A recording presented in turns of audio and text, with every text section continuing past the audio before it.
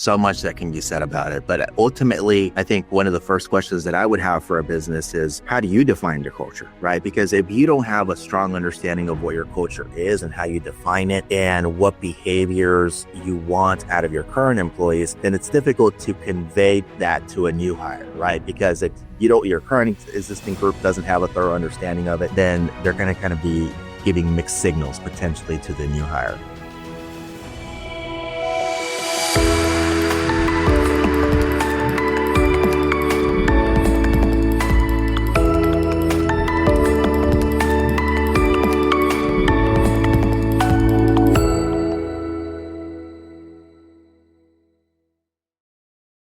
Welcome to Jagged Edge Podcast with Yogi Patel.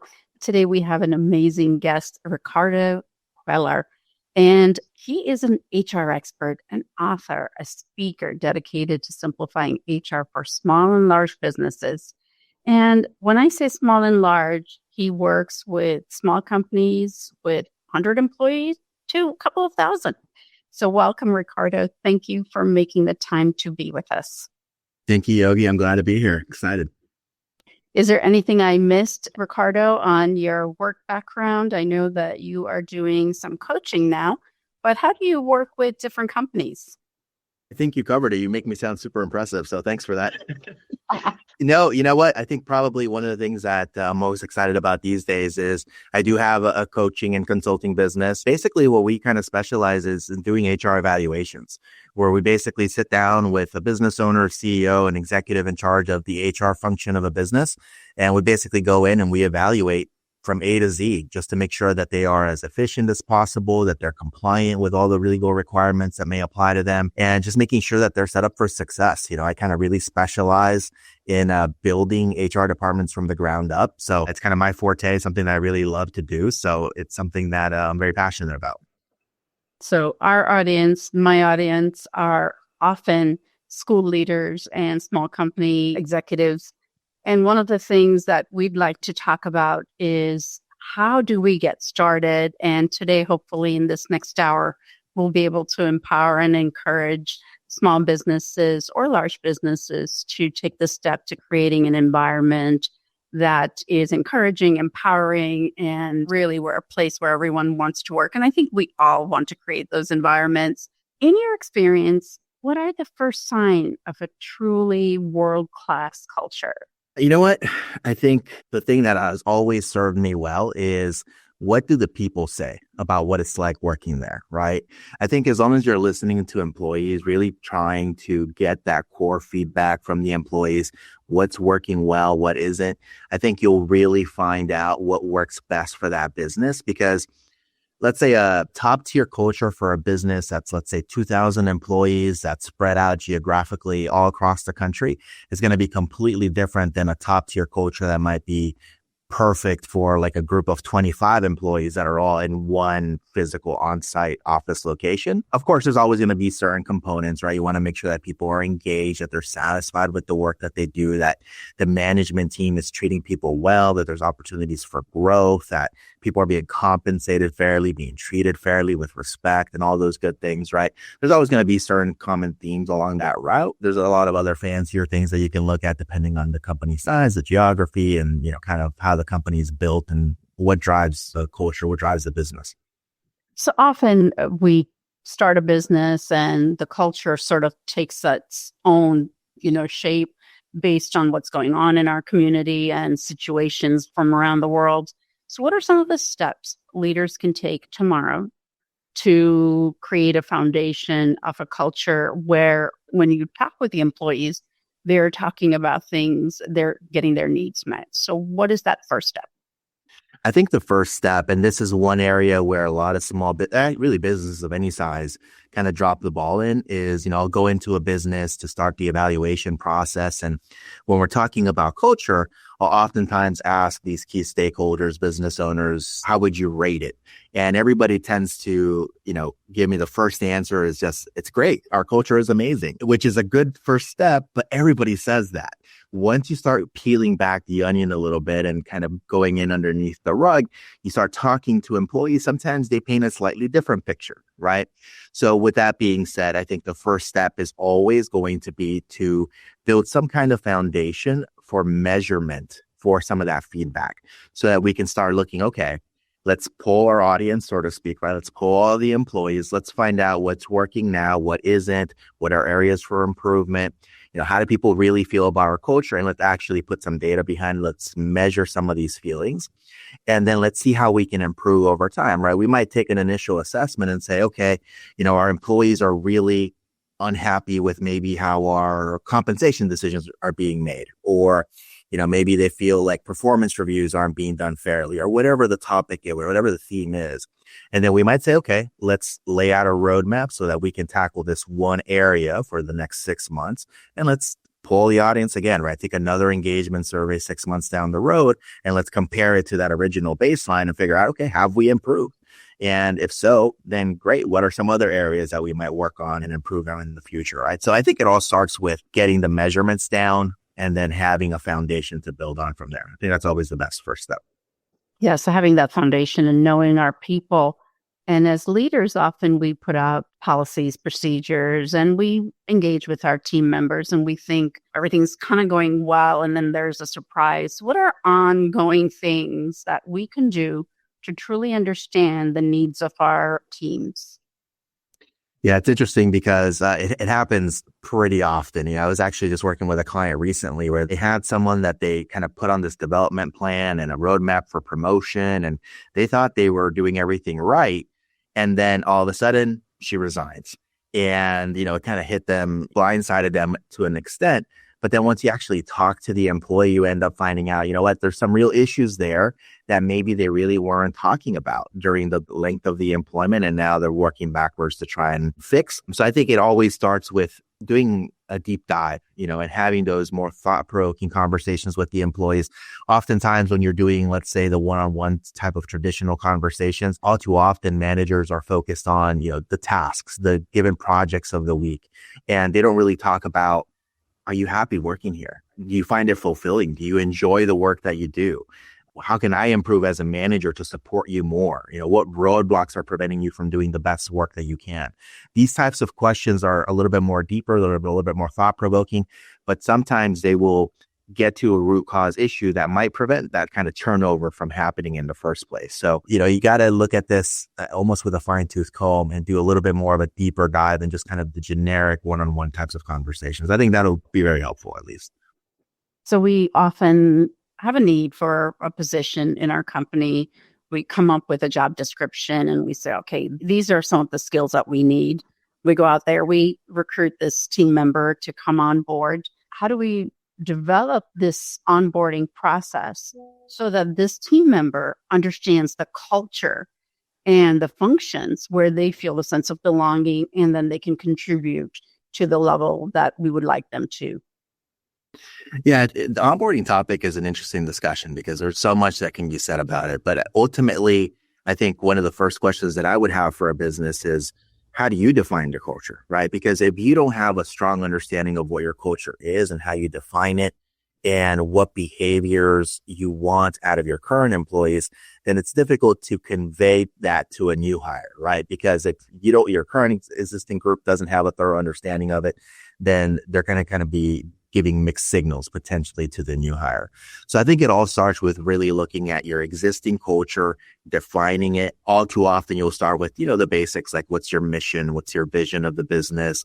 A common one are the core values, right? But even if you look at something like a core value, let's say, as an example, I was working with a business recently that was saying one of their core values is speed is king, right? So they want to move quickly with everything. But at the same time, they also have a kind of a conflicting core value, which is that they want a high quality work output, which, there can be some conflicting messages there, right? Because if you're moving really fast, you may not always have the best quality if you're just trying to get things quickly out the door. But they never really took the time to explore what the underlying behaviors are that drive those core values. And I think once you start exploring, okay, well, which is it? And sometimes it may vary from one department to the other, but actually taking the time to explore, okay, if we're going to say speed is king is a core value, in which circumstances does this apply? And what does it mean? Is 4 hours a suitable response time? Is it 8 hours? Is it 24 hours, right? Depending on what the task is. But you got to examine all those underlying behaviors, because that's how you can actually put some SLAs around it, right? Some expectations, because then you can convey that to a new hire when they start, so that when they, even going through the interviewing process or the job description, you're able to now outline, hey, speed is king. And this is what we mean by that, right? These are the expectations of your specific job. And then when you're interviewing, you can talk about it. When you're doing the onboarding, you can build on it again and say, okay, this is what we meant. Remember, we talked about this interviewing process, right? These are our core values. This is what these core values mean for you in your specific job. And then this is how it translates to the department and the wider organization. So you can kind of build on it from there. And all too often, that's not done enough, right? Sometimes a company will say, okay, the founder will decide these are our 4 to 5 core values. We'll post them on a wall, and then nobody ever talks about it ever again, right? And then you ask a company, hey, what are your core values? And you might have 4 or 5 hands going up, hey, it's this and this, but it's not consistent messaging, right? So I think that's really how it kind of builds on itself, right? One step at a time, and just being more thoughtful about the entire sequence of events to make sure that the onboarding process in this case is as productive and as efficient as possible towards getting somebody to start and engaging the right behaviors from the get-go. This is beautiful, and this is a great path for understanding what the culture looks like. Imagine, many times than not, we don't even know the culture that we want. Start a company is doing well. We get busy into running the company and growing and just managing day to day. Now we decide that the culture is sometimes now turned, which is toxic in nature. Maybe employees are not happy and performance challenges are taking place. What is that first step right here? Where do you take the brakes on and pull the lever and say, we want to change the tracks? What is that step while continuing to operate your business? Yeah, that's interesting. I mean, I think once you have that foundation of what are the behaviors that you want, then you can start examining, okay, when you're looking at the workforce, whether it's 20 employees or 150, whatever it is, you start figuring out who are the role models for those behaviors, right? And how does everybody else measure up against whatever these new standards are? Whenever you identify that you do have employees that maybe have become toxic over the years, then it depends on the circumstances, but you have all sorts of different options, right? You can engage in just honest dialogue with the employees sometimes and just say, hey, listen, I know we haven't been the most clear and the most passionate about our core values, but this is our direction moving forward. This is what they are. These are the behaviors, et cetera. You can outline the whole thing. This is how we want you to behave. And we've noticed your behaviors over the last couple of years, the last couple of months, whatever, just aren't quite in alignment with that. But we want to give you an opportunity to improve, right? Because we value you, and you can kind of have that whole discussion. And giving the person an opportunity to change their behaviors, right? To now match what the business wants. I've done a lot of those conversations, and sometimes people will align with whatever the expectations are, right? Because they value their jobs and they want to be successful there.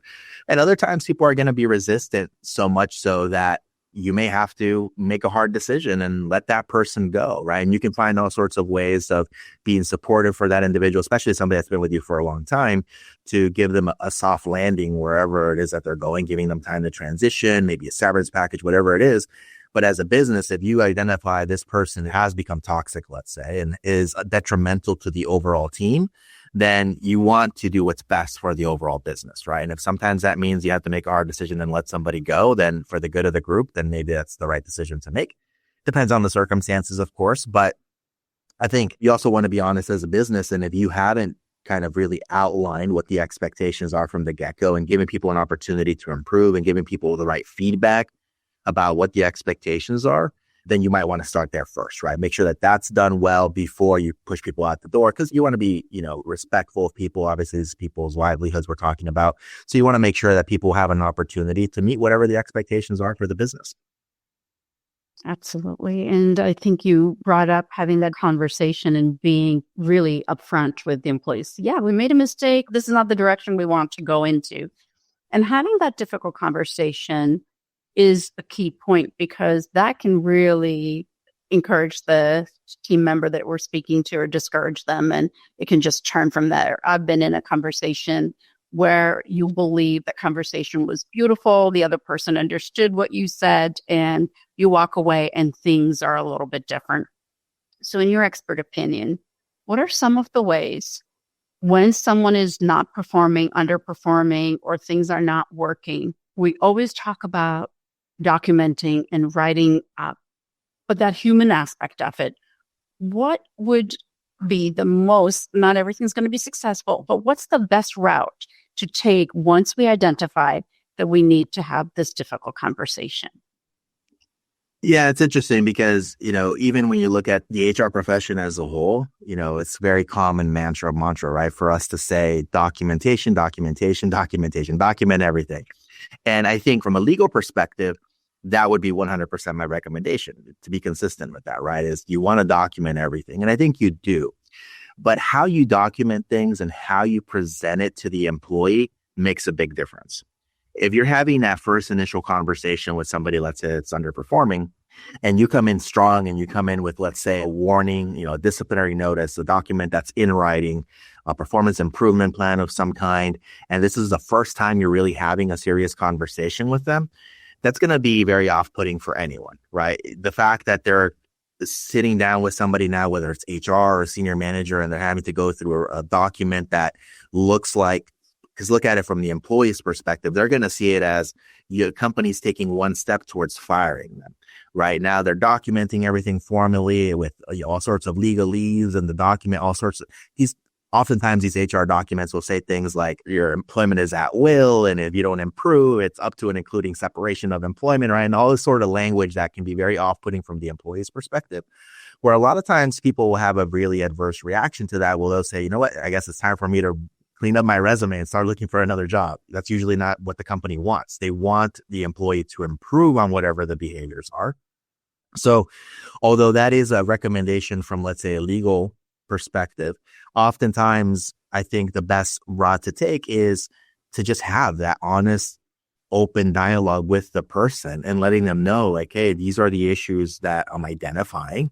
And first, you don't want to just come out and cast blame, like, hey, you're doing all these things wrong. Have an open discussion, but say, are we at fault? Is the company not training you enough? Did the training that we provide not really hit the mark? Are we as managers not supporting you enough? Are there certain roadblocks that we're not seeing that are preventing you from behaving in this way? Is it because you're following another employee's, behavior model and they're not maybe the best example to follow? It's something going on at home, right? You got to kind of have this discussion to figure out what is preventing the person from, let's say, meeting whatever the standard is.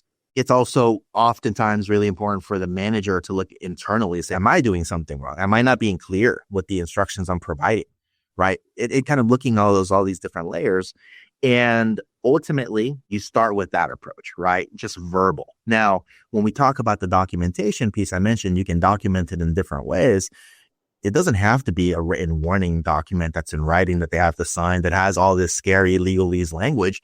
You could potentially just follow up the verbal conversation with an email to the person saying, hey, glad we spoke. Just as a quick recap from my own memory, we talked about X, Y, and Z. I think that we have a good game plan moving forward of how we're going to address these behaviors. Let's touch base in a couple of weeks and kind of see how things are going, right?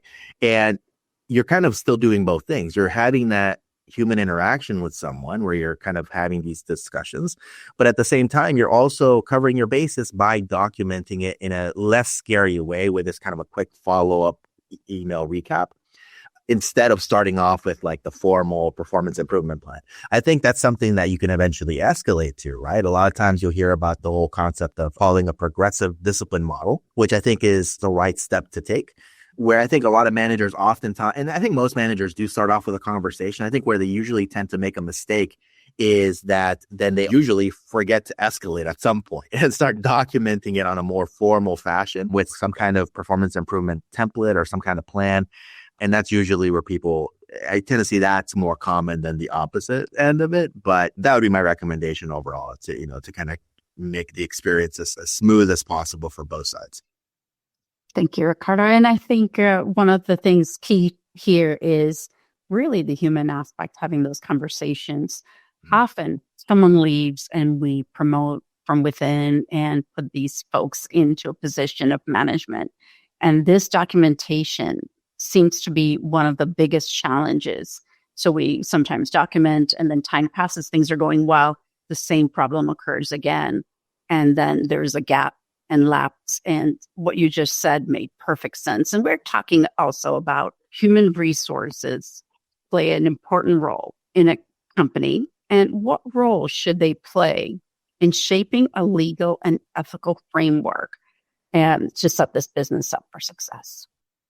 I think they have to be a central figure in that entire process.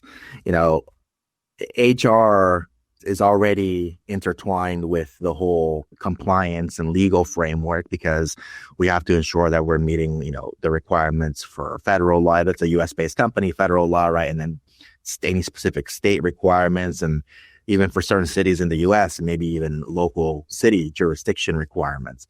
So you already have a lot of that foundation to address those legal concerns, legal issues. But I think you can also take it a step further to touch on the ethics component, especially nowadays where now it's even getting a little bit more complicated because you're introducing AI into the equation, and you want to make sure that whenever you're making decisions, let's say you're using AI as part of the decision-making process, you want to make sure that you have a human in the loop of that decision-making process to make sure that you're addressing any ethical issues, any ethical concerns that might apply for whatever the topic is that we're looking at. But HR should certainly be a central figure in that whole equation because, oftentimes you need somebody who is focused on the people side, right? The workforce. And oftentimes you don't have a representative of the workforce in some of those senior leader discussions, right? Because you may have somebody like a CFO who's focused on the financial, right? You may have on the CEO who's focused on the mission. You may have a COO who's focused on operations. You need somebody that's a representative of, let's say, the people, the employees. And that's usually HR or whomever is in charge of HR for that company, because and not to say that those other individuals can't give voice to those things, but usually it's HR who is most in tune with the employee experience. And therefore, they're usually the ones that should be a central figure in that whole discussion.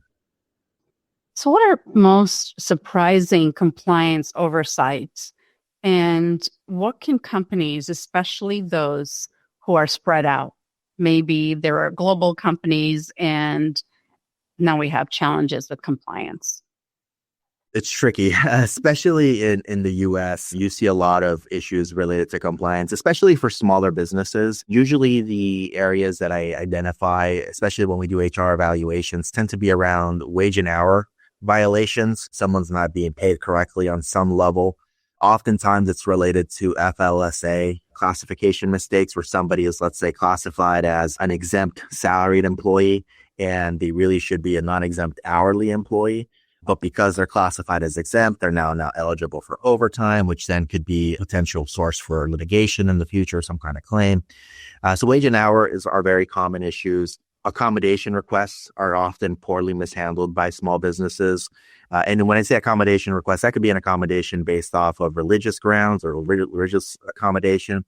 It could be a leave of absence type request for accommodation, a disability accommodation, a pregnancy accommodation. Those are oftentimes mishandled by small businesses because oftentimes they don't have the right foundation. They don't have the right framework of how to handle these potentially tricky conversations with employees. So usually somebody drops the ball and it's not handled correctly because they don't have an SOP, a standard operating procedure for how to handle these issues. So those are very common mistakes. Leaves of absences are always a common one. And then as you can imagine, if you expand your workforce beyond a certain region, right, it gets even more increasingly complex, right? You start adding in multiple states. Now you're talking not just federal requirements, but now you have to be in tune with whatever the state requirements are. Certain states are constantly adding new employment laws. Like if you're in Illinois, Colorado, Washington, California, New York, New Jersey, they're constantly adding in new requirements. So it's even more important to be in tune of how these things kind of all interconnect. And then you start talking about global, which was part of your question, then it's even more chaotic, right? Because everybody does their own thing. So you really have to learn to rely on a lot of other experts, outside experts that may be in tune with that specific market, that specific country, state, whatever it may be, to really make sure that you are kind of crossing all your T's and dotting all your I's, especially the more the business grows. Of course, it just adds more and more layers of complexity along the way. Looking at national companies, each state has its own unique laws, wage changes, and variety of things that you just spoke about. What can a company do? What help could they require or request to meet these standards? And one of the other questions that I really comes up to me is, how do you find out when the laws are changing and share that information to every department? So it's two things. One, when it comes to staying up to date, one thing that I learned early on in my career when I first started working in HR that served me really well and still does to this day is I subscribed to all sorts of legal blogs from law firms that specialize in employment law. And that's a key distinction because oftentimes people will have this perception of, well, I can go and talk to any lawyer. And that's not the case. You want to find a lawyer that specializes in employment law, right? Just like if you had a criminal matter, you wouldn't go talk to a divorce attorney. You'd go talk to a criminal lawyer. It's the same thing here. You want to talk to an attorney that specializes in employment law. And with that being said, I found it incredibly helpful just to find most of the larger employment law firms have all sorts of legal blogs that you can follow, and they'll talk legalese to each other all the time, right? It's intended for a lawyer audience, but as an HR professional or as a business owner, it's incredibly valuable because they start talking about changes all the time, right? Oh, this new legislation is being voted on in the state Senate. Oh, this governor just signed this into law. Oh, this law is going to go into effect such and such time. Oh, this court just struck down this part of this law, right? So as you're learning about all these different things, it really helps you to stay in tune with what's going on when it comes to employment law issues, whether it's federal or state specific. And it's also interesting because then you start seeing all the different times that, of course, attorneys will disagree with one another, right? So it's always interesting to find out, who's saying what and whatnot, but that's incredibly valuable towards understanding all the different changes as things come on. How could these laws, how do we get this information to all the departments and managers? Because time to time, there are a few managers who lack this information and mistakenly, not knowingly, break these wage laws.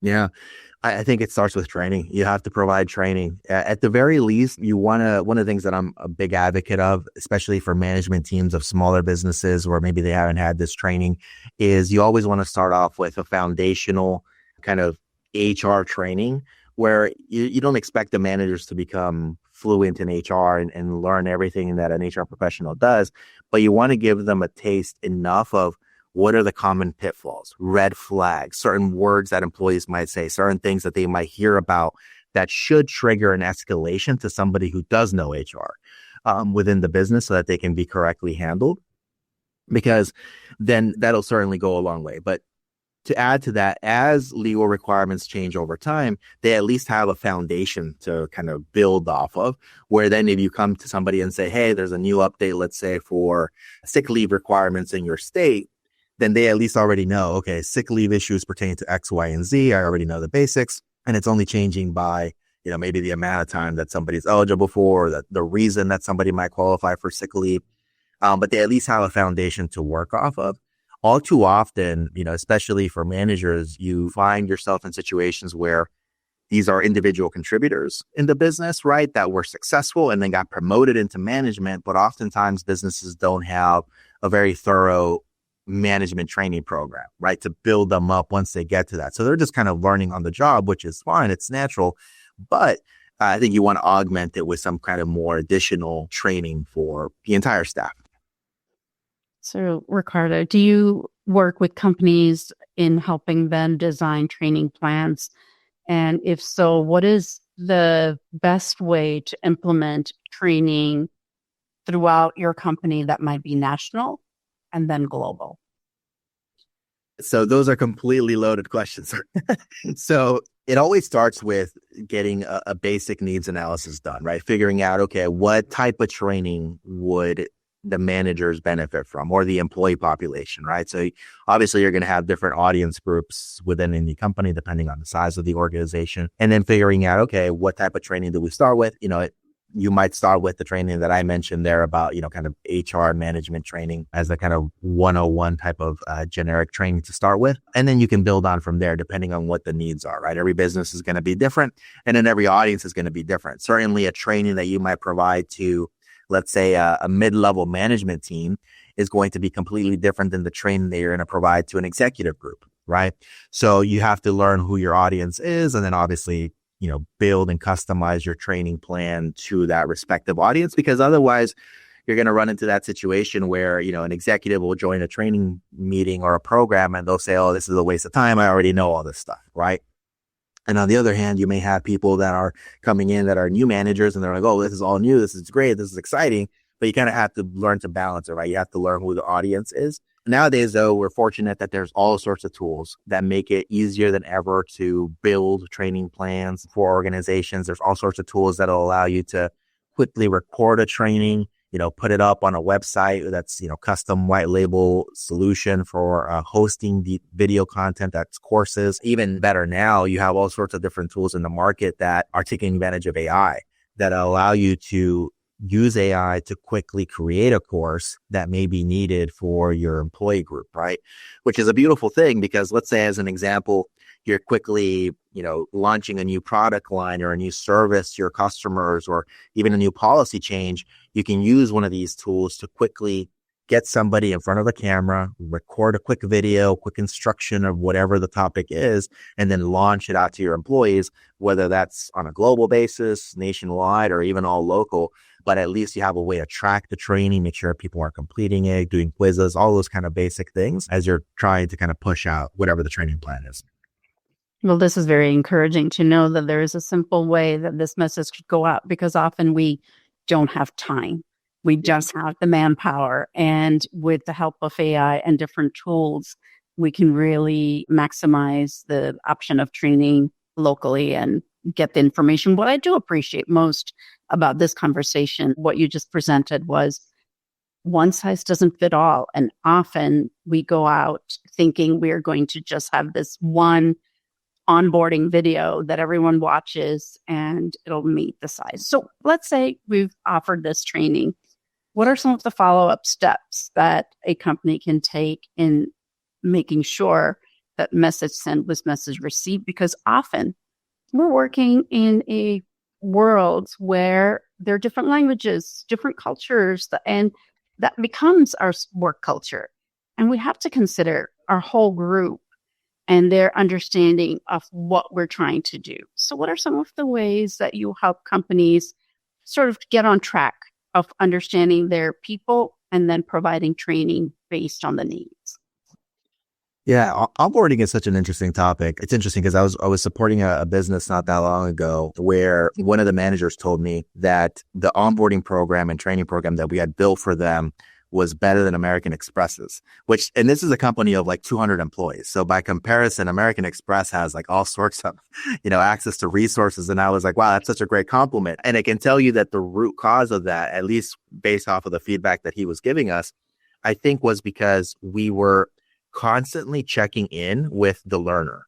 So as the employee starts and they start going through the onboarding sequence for this particular business, which was like a 90-day onboarding sequence, we're constantly checking in with the learner. So not only do we check in with them on the first day to explain what the onboarding program is, these are the courses that you have to take, and this is what you have to complete within the next 7 days, 14 days, 21 days, 30 days, etc. But then as they're progressing through the plan, we're checking in on them and we're getting feedback about what their experience has been to date. And if you do that consistently with one employee after another and after another, eventually you get so much feedback that you're able to fine tune the onboarding roadmap so that it basically hits on all the marks, right? And it really works well with the intended audience. And you end up customizing things quickly that way as well, because you may have, let's say, a group of employees that are starting in one state that are doing one particular set of jobs. Their needs may not be the same as what you might need for somebody who's in a different state that works a desk job the entire time, right? You may have different needs depending on the occupation, depending on the department, depending on the state. So getting that feedback is really valuable because then you're able to check in. And oftentimes when, right, as an example, a company like Amex, American Express, they'll have all these resources, training programs, but they do a bad job of collecting feedback. They might send you a survey and they'll ask the employee, hey, if you have 5 minutes, please complete this survey. The employee never fills it out and American Express isn't getting the feedback. Meanwhile, in this program that we were building for this business, we actually had somebody reach out, schedule a call with the employee. They have, hey, these are the 10 questions we're going to be talking about on this call. We're going to be talking about your onboarding plan. And let's actually sit down and talk about it. It might be a 15-minute conversation, but then you're actually getting real feedback that you can use to improve on your onboarding plan instead of doing just kind of like the easy road, which is these, online surveys, which you hope people fill out, but people rarely ever do. Yes. And Ricardo, often people fill out the surveys and then what do we do with it? Who's following up? And we spent countless hours in creating information. And thank you for sharing this whole process. I know this is so helpful because I remember being a new business owner, not really knowing this intricacies of what roles human resource plays and the importance of it all, right? And we're looking at driving engagement and profitability, and we need that other person. So how do you tell the leaders that employee engagement is just that one part of it, right? But it's also a profit driver because one relates to the other. Yeah, absolutely. It's crazy because, back when we first started and we would do these really thorough evaluations, we would track all sorts of expenditures that were associated with the evaluations that we were doing. And we quickly learned that the average business that's, let's say, 10 and 19 employees in headcount was losing somewhere like $75,000 a year on average, based off of different metrics. So for example, individuals that were just not engaged, not producing, low productivity, poor performers, lost time related to turnover activity, right? An employee coming and going, a manager now having to sit down and interview you people and training somebody to get up to speed. Or it could be something a little bit more costly to the business, like let's say legal claims, right? A claim for wrongful termination, FMLA lawsuit. On average, is costing businesses like $40,000 to defend per incident. So you can really, if you look at all those different details, you can quickly figure out this is costing you money if you're not handling it correctly. So yes, HR isn't necessarily a revenue engine, right? It's not going to create profit for the business directly, but if you're handling it correctly and you're doing all these things correctly, you're going to prevent the business from having unnecessary expenses through some of these things like turnover, poor performance, or, cost of litigation. So I think a lot of it is about education, about explaining to people, this is what HR does. These are all the different categories. HR as a profession or even as a department generally doesn't have the best reputation, right? A lot of times people, especially from the employee side, will see it as, oh, that's the group that hires you and fires you. And that's all they do, right? So a lot of it is about education. And, sometimes it's not about what you say, but how you deliver the results, right? The behaviors that the HR department will engage in to really showcase like, hey, we do a lot more than just administration or the paperwork associated with the employment relationship. I believe you're 100% correct in having the HR is seen as either when something goes terribly wrong, I need to approach them, or if they've contacted me, I'm about to be terminated or I've done something wrong. So how can companies change or HR departments do better? And how can we connect and create a culture where it's seen as a team effort? Yeah, I think it all starts with relationship building. You have to be able to build relationships with the employees at every level of the organization, right? HR, especially whomever's let's say the head of HR, can't just be in tune with, let's say, the executive or the CEO. You have to be in tune with everybody in the organization, including the rank and file. You have to be able to build relationships at every level of the organization because that's going to go a long way towards addressing some of those issues. It's interesting because going back to what you were just saying about hiring and firing and all of that, I worked at a company once where it was very evident that every time HR called an employee into the office, they thought they were about to get fired. So much so that if they got called by HR, they were always kind of on their toes. They were nervous whenever they went to go talk to HR.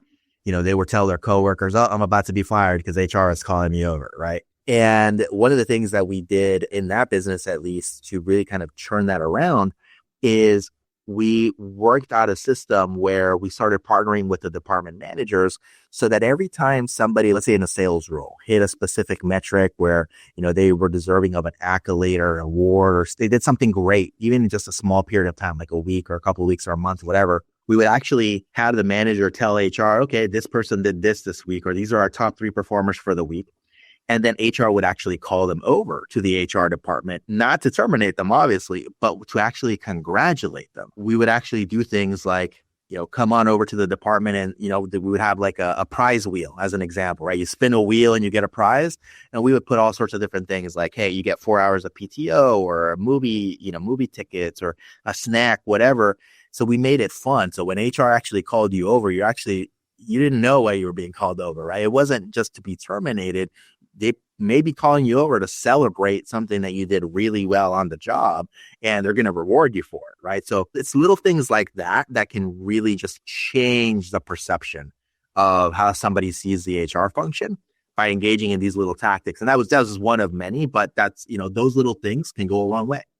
That's a perfect example of how shifting the beliefs of the employees from thinking punitive to really encouraging. Yeah. And I think HR has a very difficult role because they are helping with the profits by hiring, and they're motivating employees by finding the right fit. And folks who are happier are most likely to come to work on time and show up, right? And drive profits at the end. You've been doing this for a while and you're highly regarded. I was able to learn about your work through LinkedIn conversations that you have. You put out some amazing, beautiful ways to get the brain to think about different ways. Like, hey, am I this leader? Are these the cause and effects of the way things are happening within my group? And being able to sort of see things from different perspectives. So what is your most memorable coaching success story? Probably one of the best examples I can come up with is I've had a couple of different times in my career where I've taken somebody who, I think of one person in particular who she was great at customer service, and that was her profession, right? She was focused on customer service. And I got to know her over a couple of years, and I realized, this was somebody who really should probably be doing HR because I thought she would just be great at it, right? And she didn't really see it at first, but I tried to convince her, and eventually we got her into kind of an entry-level HR role, and I started mentoring her and coaching her along the way. Now she's an HR director for a financial services firm. It took several years, but to me, that was always just a great experience to be able to see somebody grow from someone who had no idea with HR and then quickly, kind of moving up the ranks. It's something that I'm a big fan of. And in fact, I'm actually working on building out a program for HR or aspiring HR professionals to basically go through a structured program to learn everything about HR, because there's such a rabbit hole. There's so many different specialty areas within the world of HR. But in her case, it was great. And I've always found it really fulfilling to see somebody grow over the years, because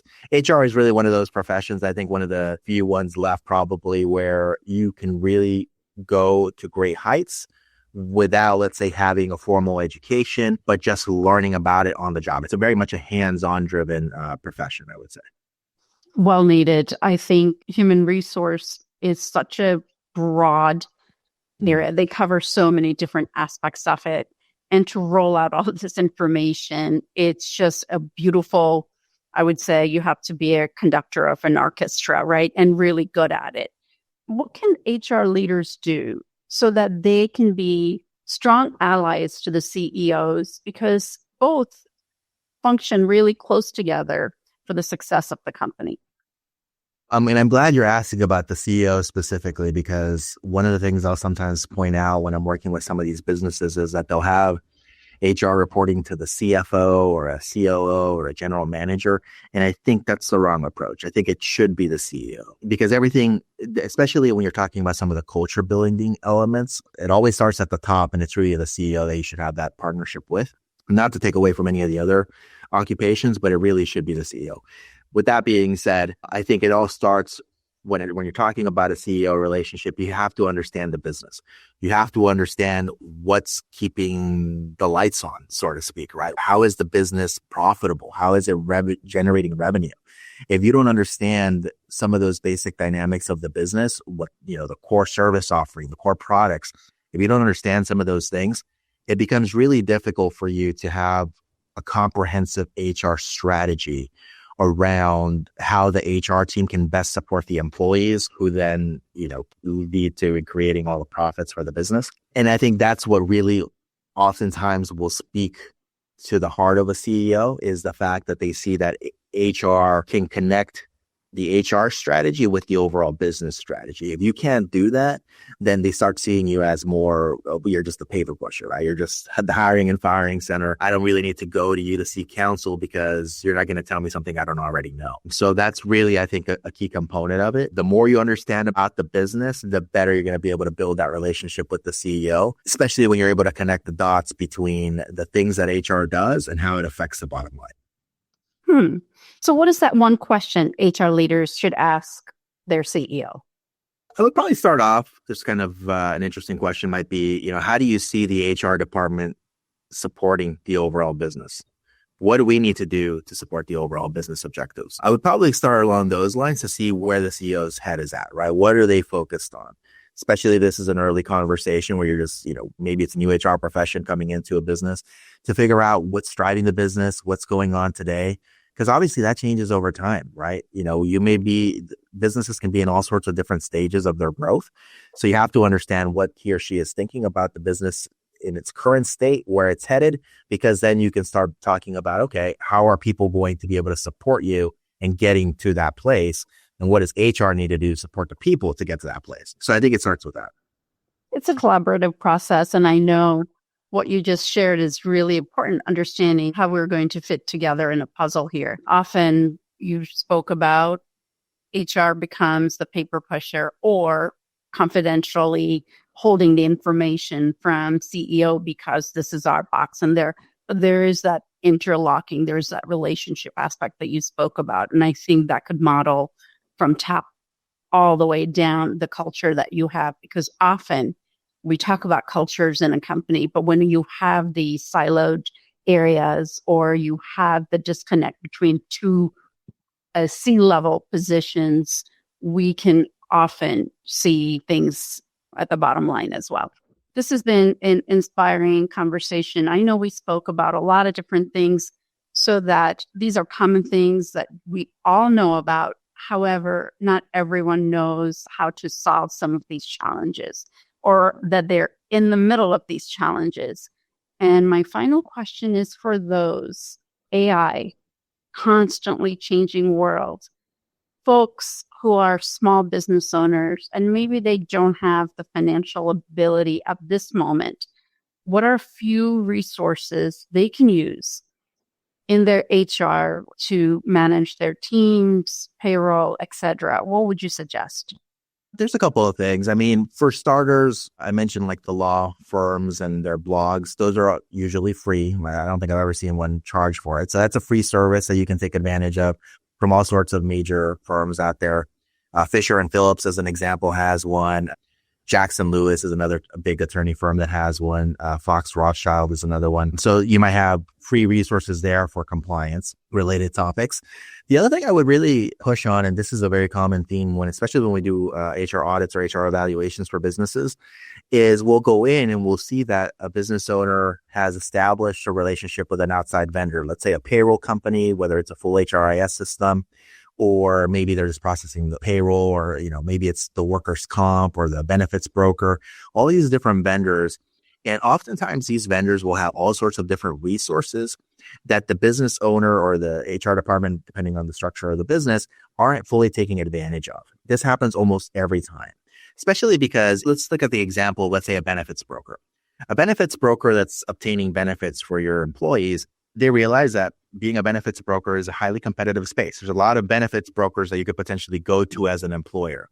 So what ends up happening is that they start adding in all sorts of value, right? All sorts of, oh, well, we're able to do this for you. And we're also able to do that. And if you have an issue with this, come to us. And we're also able to provide you with employment posters or all sorts of different things. But all too often, after a business owner will sign an agreement with a health insurance broker and say, okay, this is the benefits that we want for the year, we forget about the broker until it's time to renew benefits the next year. But all along the way, there's all sorts of different, let's say, benefits or different perks that broker is able to provide to you that you're not taking advantage of. Same thing with workers' comp carriers. I'll tell you a quick example because I recently had this one. There was this company who had all sorts of different safety issues. They work in construction. And the workers' comp carrier had, as part of the contract, beyond providing just the basic workers' comp coverage, they also provided safety loss experts that could actually come out to the business, do quarterly inspections of the entire premises, do free trainings for employees, and the business wasn't taking advantage of it. And all they had to do was pick up the phone call and demand of the workers' comp carrier, hey, we want to go ahead and schedule these loss consultants to come out and basically do these trainings right there. You're all of a sudden you're getting free training. All of a sudden you're getting free inspections that can help you improve on the safety front at least. And that's the same thing for payroll companies. All too often they'll say, oh, we actually have an HR consultant that you can call into and get a basic question answered. And you can call us 12 times out of the year or whatever their allotment is, right? So there's all sorts of different resources that you may already be paying for that you may not even realize that you have access to.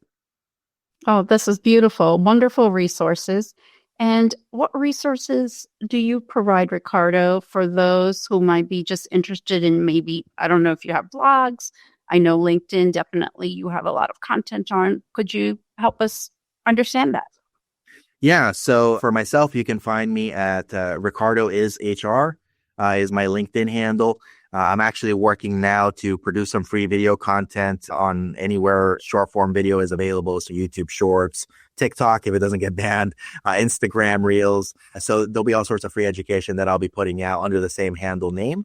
And beyond that, we do have the HR consulting business. So if you actually do need consulting expertise, you can always reach out to me. Probably LinkedIn is the easiest way to get a hold of me. Lovely. Thank you, Ricardo, for being on Jagged Edge Podcast. And audience, if you like the content of this podcast, do not forget to follow and share us comments on what other topics you might want to be listening out for. Thank you for being here. Thank you, Ricardo. Thank you, Yogi.